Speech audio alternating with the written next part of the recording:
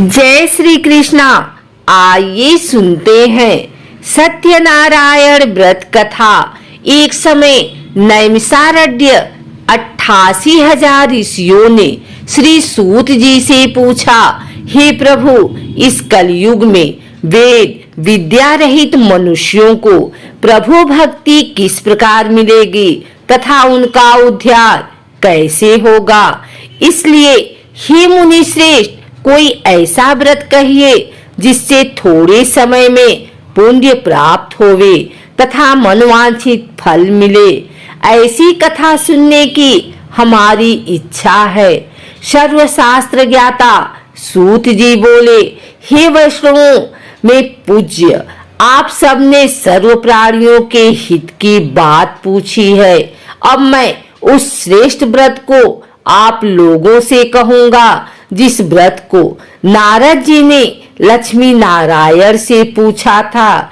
एक समय योगी राज नारद जी दूसरों की हित की इच्छा से अनेक लोकों में घूमते हुए मृत्यु लोक में आ पहुँचे। वहाँ बहुत योनियों में जन्मे हुए प्रायः सभी मनुष्यों को अपने कर्मों के द्वारा अनेक दुखों से पीड़ित देखकर सोचा कि किस यत्न के करने से निश्चय ही इनके दुखों का नाश हो सकेगा। नारद ऐसा मन में सोचकर विष्णु लोक को गए। वहां श्वेत वर्ण और 4 भुजाओं वाले देवों के ईश नारायण को, जिनके हाथों में शंख चक्र गदा और पद्म थे तथा वरमाला पहने हुए थे, देखकर स्तुति करने लगे। हे भगवान, आप अत्यंत शक्ति से संपन्न हैं। मन तथा वाणी भी आपको नहीं पा सकती। आपका आदि मध्य और अंत नहीं है। निर्गुण स्वरूप सृष्टि के कारण भूत व भक्तों के दुखों को नष्ट करने वाले हो। आपको मेरा नमस्कार है। नारद जी से इस प्रकार की स्तुति सुनकर विष्णु भगवान बोले कि हे मुनि श्रेष्ठ, आपके मन में क्या है?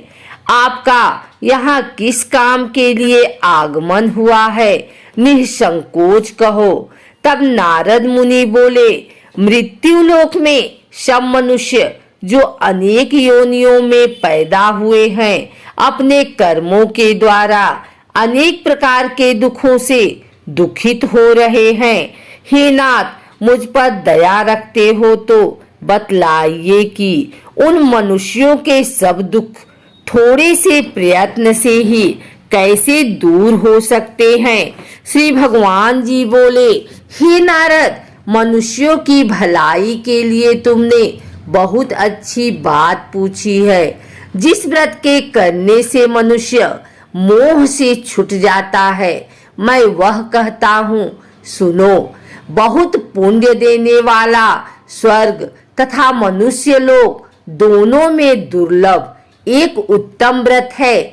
आज मैं प्रेम वश होकर तुमसे कहता हूँ, सत्यनारायण का यह व्रत अच्छी तरह विधान पूर्वक करके मनुष्य तुरंत ही यहाँ सुख भोग कर मरने पर मोक्ष को प्राप्त होता है। श्री भगवान के वचन सुनकर नारद मुनि बोले, उस व्रत का क्या फल है, क्या विधान है, किसने यह व्रत किया है और किस दिन यह व्रत करना चाहिए, विस्तार से बताइए। भगवान बोले, दुख शोक आदि को दूर करने वाला, धन धान्य को बढ़ाने वाला, सौभाग्य तथा संतान को देने वाला यह व्रत सब स्थानों पर विजयी करने वाला है। भक्ति और श्रद्धा के साथ किसी भी दिन मनुष्य श्री सत्यनारायण भगवान की शाम के समय ब्राह्मणों और बंधुओं बांधवों के साथ धर्मपरायण होकर पूजा करें।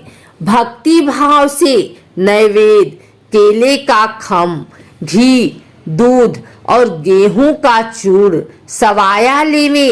गेहूं के अभाव में साठी का चूर्ण, शक्कर तथा गुड़ लें और सब भक्षण योग पदार्थ जमा करके भगवान को अर्पण कर देवे तथा बंधुओं सहित ब्राह्मणों को भोजन करावें। तत्पश्चात स्वयं भोजन करें, नृत्य गीत आदि का आचरण करें। सत्यनारायण भगवान को स्मरण करते हुए एक समय व्यतीत करें। इस तरह व्रत करने पर मनुष्य की रक्षा निश्चय ही होती है। विशेषकर कली काल में भूमि पर यही मोक्ष का सरल उपाय है। सूत जी बोले, हे ऋषियों, जिन्होंने पहले समय में इस व्रत को किया है उनका वृतांत कहता हूँ, ध्यान से सुनो। सुंदर काशीपुर नगरी में अति निर्धन ब्राह्मण रहता था। वह भूख और प्यास से बेचैन हुआ नित्य ही पृथ्वी पर घूमता था। ब्राह्मणों से प्रेम करने वाले भगवान ने ब्राह्मण को दुखी देखकर बूढ़े ब्राह्मण का रूप धरकर उसके पास जा आदर के साथ कहा, हे विप्र, नित्य दुखी हुआ पृथ्वी पर क्यों घूमते हो? हे श्रेष्ठ ब्राह्मण, यह सब मुझसे कहो, मैं सुनना चाहता हूँ। ब्राह्मण बोला, मैं बहुत निर्धन ब्राह्मण हूँ, भिक्षा के लिए पृथ्वी पर फिरता हूँ। हे भगवान, यदि आप इसका उपाय जानते हो तो कृपा कर कहो। वृद्ध ब्राह्मण बोला कि सत्यनारायण भगवान मनोवांछित फल को देने वाले हैं, इसलिए हे ब्राह्मण, तू उनका पूजन कर, जिसके करने से मनुष्य सब दुखों से मुक्त होता है। ब्राह्मण को व्रत का सारा विधान बतलाकर बूढ़े ब्राह्मण का रूप धारण करने वाले सत्यनारायण भगवान अंतर ध्यान हो गए। जिस व्रत को वृद्ध ब्राह्मण ने बतलाया है, मैं उसको अवश्य करूंगा। यह निश्चय करने पर उस ब्राह्मण को भी नींद नहीं आई। वह सवेरे ही उठ गया, सत्यनारायण के व्रत का निश्चय कर भिक्षा के लिए चला गया। उस दिन उसको भिक्षा में बहुत सा धन मिला, जिससे बंधु बांधवों के साथ उसने सत्यनारायण का व्रत किया। उसके करने से वह ब्राह्मण सब दुखों से छूटकर अनेक प्रकार की संपत्तियों से युक्त हुआ। उस समय से वह ब्राह्मण हर मास व्रत करने लगा। इस तरह सत्यनारायण भगवान के व्रत को जो करेगा सब पापों से छूटकर मोक्ष को प्राप्त होगा। आगे जो पृथ्वी पर सत्यनारायण का व्रत करेगा वह मनुष्य सब दुखों से छूट जाएगा। इस तरह नारद जी ने सत्यनारायण का कहा हुआ यह व्रत तुमसे कहा। हे विप्र, अब मैं और क्या कहूँ? ऋषि बोले, हे मुनीश्वर, संसार में इस ब्राह्मण से सुनकर किस किसने इस व्रत को किया, हम सब वह सुनना चाहते हैं। इसके लिए हमारे मन में श्रद्धा है। सूत जी बोले, हे मुनियों, जिसने इस व्रत को किया है वह सब सुनो। एक समय वह ब्राह्मण धन और ऐश्वर्य के अनुसार बंधु बांधवों के साथ व्रत करने के लिए तैयार हुआ। उसी समय एक लकड़ी बेचने वाला बूढ़ा आदमी आया और बाहर लकड़ियों को रखकर ब्राह्मण के मकान में गया।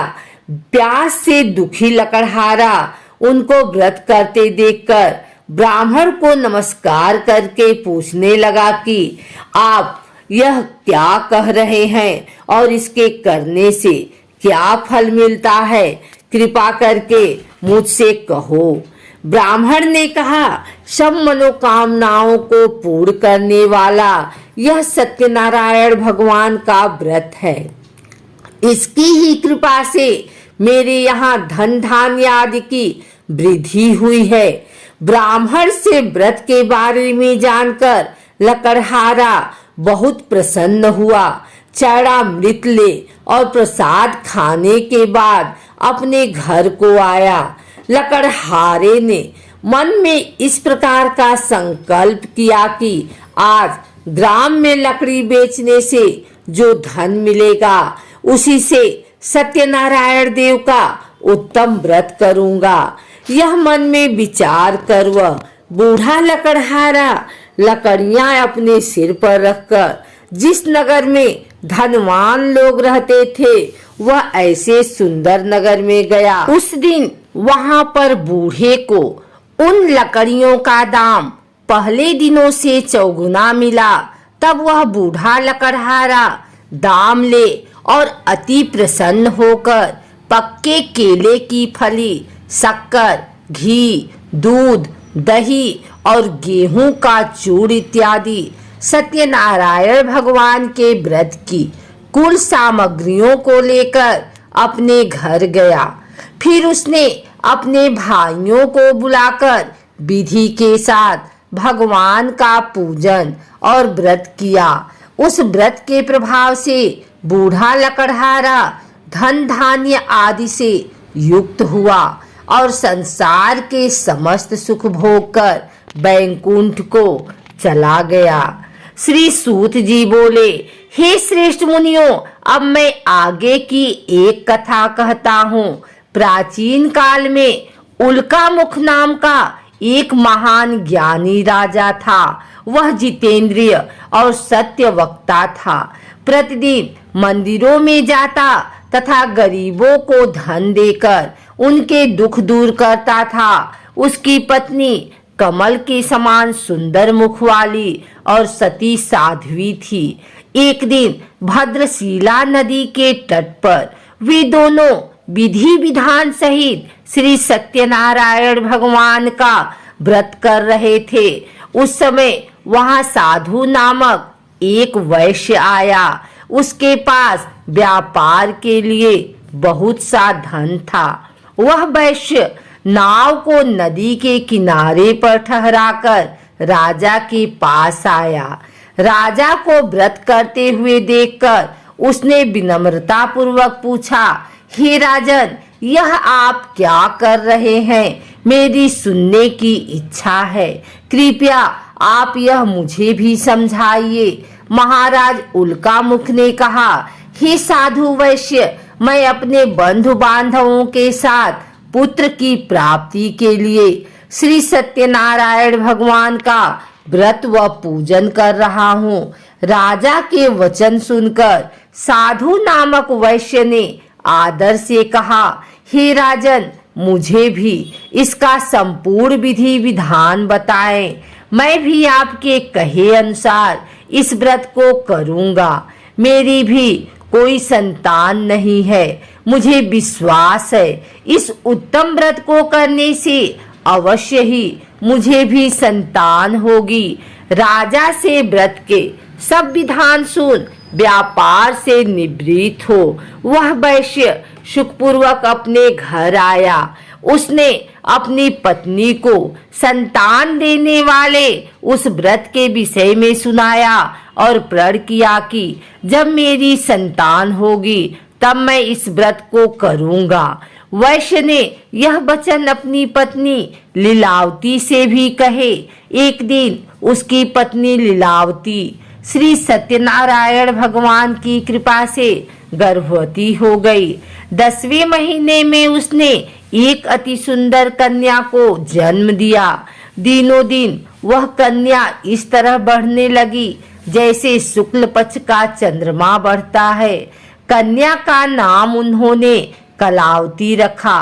तब लीलावती ने मीठे शब्दों में अपने पति को याद दिलाया कि आपने जो भगवान का व्रत करने का संकल्प किया था, अब आप उसे पूरा कीजिए। साधु वैश्य ने कहा, हे प्रिय, मैं कलावती के विवाह पर इस व्रत को करूंगा। इस प्रकार अपनी पत्नी को आश्वासन दे वह व्यापार करने विदेश चला गया।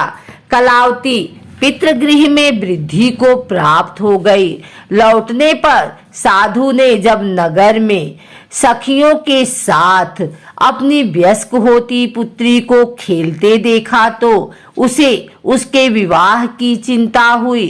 तब उसने एक दूत को बुलाकर कहा कि उसकी पुत्री के लिए कोई सुयोग्य वर देखकर लाए।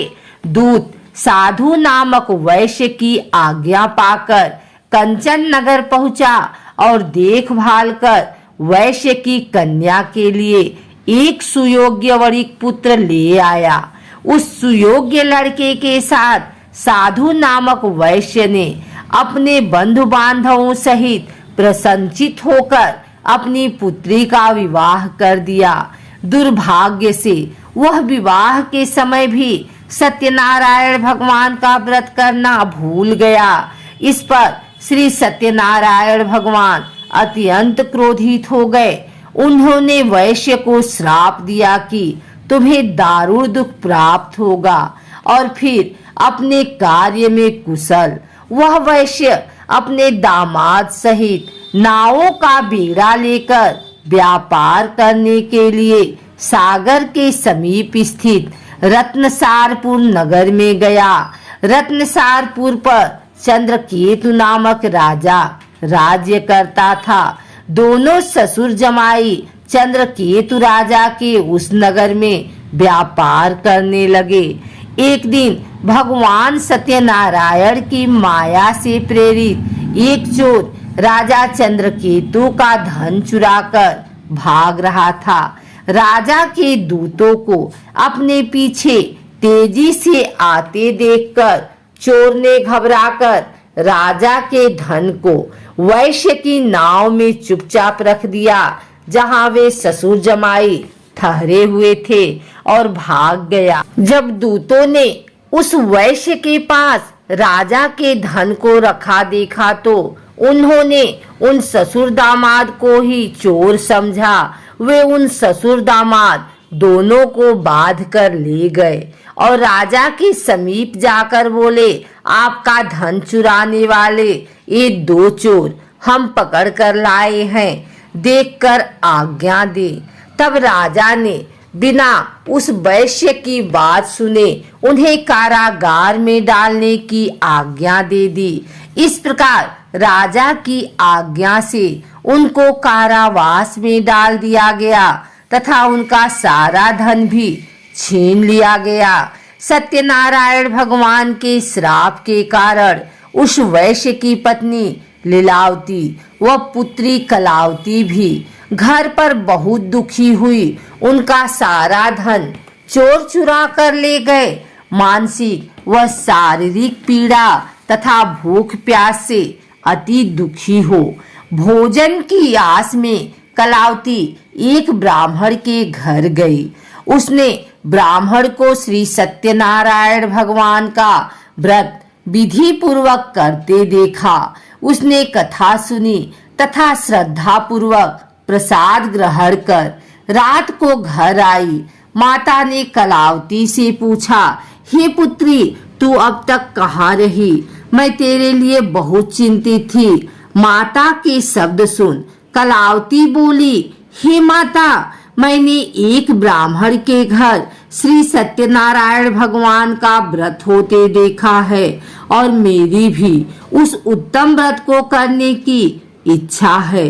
माता ने कन्या के वचन सुनकर सत्यनारायण भगवान के पूजन की तैयारी की। उसने बंधुओं सहित श्री सत्यनारायण भगवान का पूजन व व्रत किया और वर मांगा कि मेरे पति और दामाद शीघ्र ही घर लौट आए। साथ ही विनती की कि हे प्रभु, अगर हमसे कोई भूल हुई हो तो हम सबका अपराध क्षमा करो। श्री सत्यनारायण भगवान इस व्रत से प्रसन्न हो गए। उन्होंने राजा चंद्रकेतु को स्वप्न में दर्शन देकर कहा, हे राजन, जिन दोनों वैश्यों को तुमने बंदी बना रखा है वे निर्दोष हैं। उन्हें प्रातः ही छोड़ दो। उनका सब धन जो तुमने अधिग्रहित किया है लौटा दो। अन्यथा मैं तुम्हारा राज्य, धन, पुत्र आदि सब नष्ट कर दूंगा। राजा से ऐसे वचन कहकर भगवान अंतर ध्यान हो गए और फिर प्रातः काल राजा चंद्रकेतु ने दरबार में सबको अपना स्वप्न सुनाया और सैनिकों को आज्ञा दी कि दोनों वैश्यों को कैद से मुक्त कर दरबार में ले आए। दोनों ने आते ही राजा को प्रणाम किया। राजा ने कोमल वचनों में कहा, हे महानुभावों, तुम्हें अज्ञानतावश ऐसा कठिन दुख प्राप्त हुआ है। अब तुम्हें कोई भय नहीं है, तुम मुक्त हो। इसके बाद राजा ने उनको नए नए वस्त्राभूषण पहनवाए तथा उनका जितना धन लिया था उससे दुगना लौटाकर आदर से विदा किया। दोनों वैश्य अपने घर को चल दिए। सूत जी ने आगे कहा, वैश्य ने यात्रा आरंभ की और अपने नगर को चला। उनके थोड़ी दूर आगे बढ़ने पर दंडी वेशधारी श्री सत्यनारायण भगवान ने उनकी परीक्षा लेने हेतु उससे पूछा, हे वैश्य, तेरी नाव में क्या है? अभिमानी वणिक हंसता हुआ बोला, हे दंडी, आप क्यों पूछते हैं? क्या धन लेने की कामना है? मेरी नाव में तो बेल के पत्ते भरे हैं। वैश्य के ऐसे वचन सुनकर दंडी वेशधारी श्री सत्यनारायण भगवान बोले, तुम्हारा वचन सत्य हो। ऐसा कहकर वे वहां से चले गए और कुछ दूर जाकर समुद्र के तट पर बैठ गए। दंडी महाराज के जाने के पश्चात वैश्य ने नित्य क्रिया से निवृत्त होने के बाद नाव को ऊंची उठी देखकर अचंभा किया तथा नाव में बेल पत्ते आदि देखकर मूर्छित हो जमीन पर गिर पड़ा। मूर्छा खुलने पर अति शोक करने लगा। तब उसके दामाद ने कहा, आप शोक न करें, यह दंडी महाराज का श्राप है, अतः हमें उनकी शरण में ही चलना चाहिए, वही हमारे दुखों का अंत करेंगे। दामाद के वचन सुनकर वह वैश्य दंडी भगवान के पास पहुंचा और अत्यंत भक्तिभाव से पश्चाताप करते हुए बोला, मैंने जो आपसे असत्य वचन कहे थे उनके लिए मुझे क्षमा करें। ऐसा कहकर वह शोकातुर हो रोने लगा।